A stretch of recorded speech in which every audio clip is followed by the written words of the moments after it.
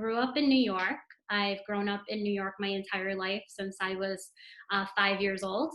I went to Stony Brook for my bachelor's and then also did business school at NYU.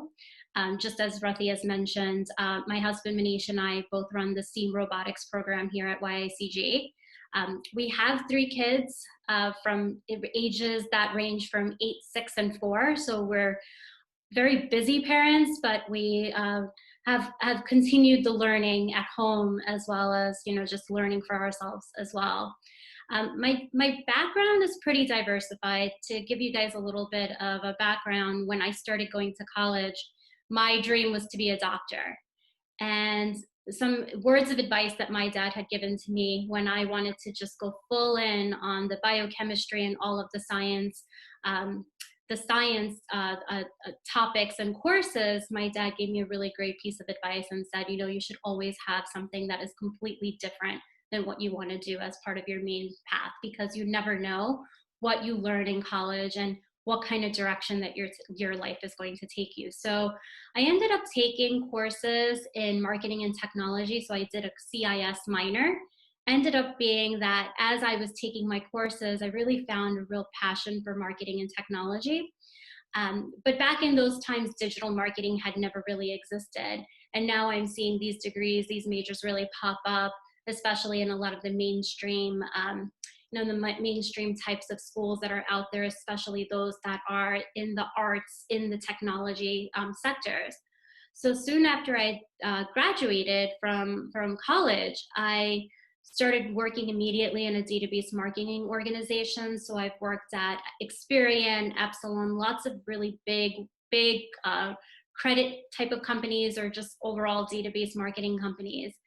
But what was happening at the time, just 15 years ago when I had graduated, when I had started, was the traditional marketing strategies were quickly moving into what was direct mail, what you get in the mail, the postcards, the brochures, et cetera, that you would receive in the mail, was quickly turning digital. And the benefits of going the digital route were, one, it was a lot more personalized, it was quicker, and it was also a lot cheaper.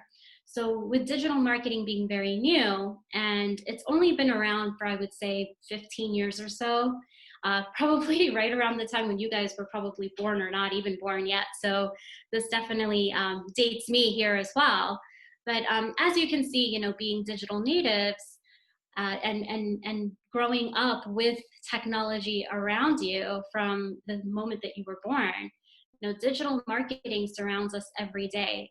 If you think about coupon codes that are on our phones or emails that we receive for product promotions, or if you buy tickets for a concert or you're purchasing something, you see all of these things either through your emails or you're going through a lot of different areas or different channels of how you're being marketed to, with social media being one of the biggest channels.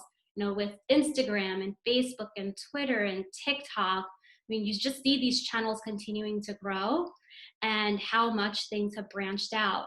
So now we're not just going in this direct marketing phase, we're also doing more digital marketing, and it can get really overwhelming.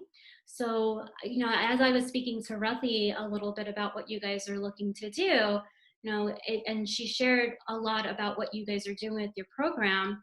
I wanted to at least provide you with a very simple checklist to start off with to help you as you know success strategy. And along with that, there's a lot that's involved, a lot there's a lot that's there for the sake of the conversation, and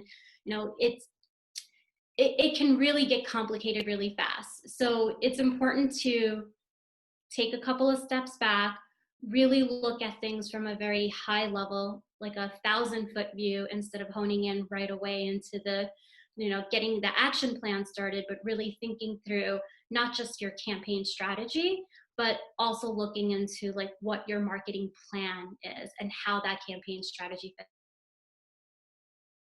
Are going to start a marketing campaign, you should have a marketing plan first. Now, this is the plan that lays out the entire overall marketing objective and the strategies to capture the attention of your target market. So, a marketing campaign is just one small piece of your overall marketing plan.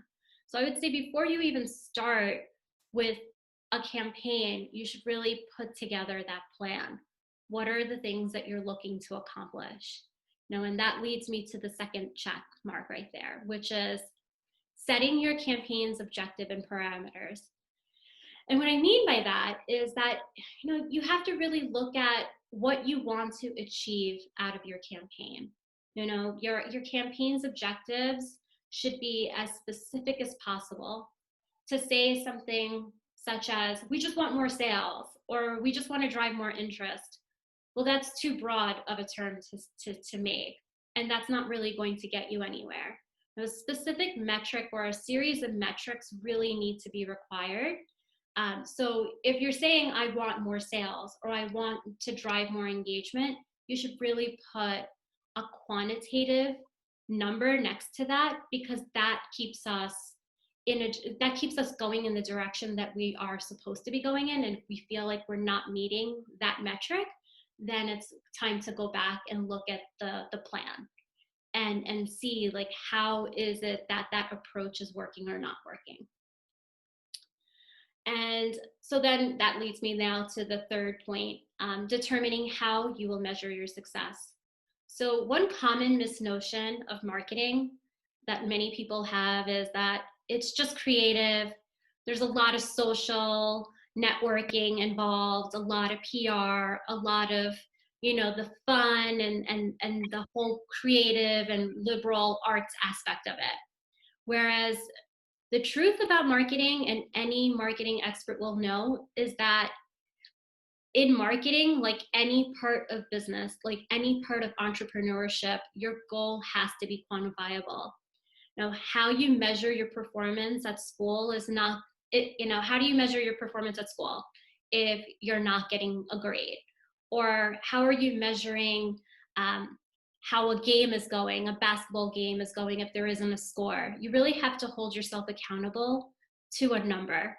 And that's where, that misnotion of marketing not having anything technical related to it is very wrong, especially in this day and age when we talk more and more about the digital aspect of marketing too.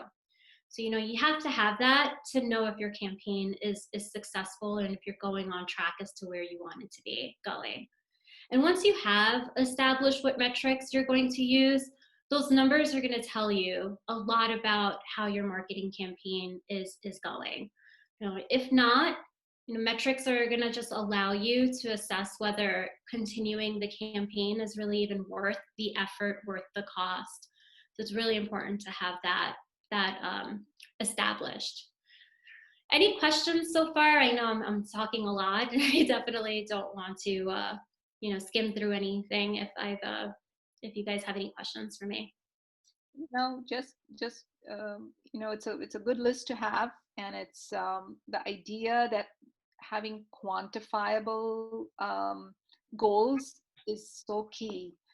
And what we quantify is what one can discuss, but the idea of quantifying it makes I'm glad you were focusing on that. Thank you. Yeah, it's absolutely important. I mean, I work at a company called Yext, and I'm not within the marketing, like the core marketing group. Now I'm in the client success organization, and that's the organization that I oversee. But we work hand in hand with our marketing team. And with that marketing team, everything that we identify as what was a successful campaign is all based on our numbers. They have goals to meet, we have quotas to meet. And if we know that we're going to retain our clients, or if we're going to upsell or cross-sell these clients, we have to have a number to meet. And that is really what at the end shows, like, if the approach was successful or not. And it's really not much of a science as much of it is an art. We have to make sure that we are being creative in our approach, but we have to hold ourselves accountable to something. And that helps, and that helps us to continue to keep growing as well. Because if we did meet those objectives, we met that metric, and we said, okay, we want to have 70% of sales for this quarter, and we met 80%, well, then the next time around, we want to set up a higher standard for ourselves. So we're continuing to keep improving and keep making those sales, or whatever it is that we're looking to do. But it's the same. If we set our bar really high and we just weren't ready for it, we have to be realistic about what that goal is for the following quarter, for the following year. So it is important to keep very close tab on the metrics. I find that to be one of the most important things when we're launching a campaign strategy.